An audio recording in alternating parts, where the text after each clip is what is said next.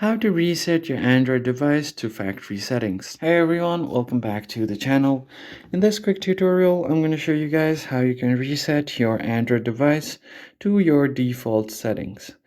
But before we get started, don't forget to hit the like button down below and subscribe to the channel. Also turn on the bell icon so you don't miss out on any of our new uploads. So the first thing you're going to do is open up your settings menu and then just scroll down a bit. Here you'll have to find something called General Management. This settings might be different on different Android devices.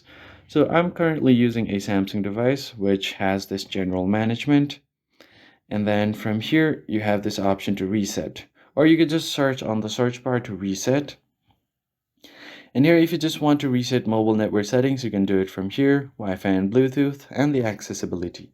But if you want to reset all of the settings, just tap on reset all settings and then tap on this and you will be able to reset all of its settings to factory settings. I hope you found this tutorial helpful. I'll catch you guys on the next video.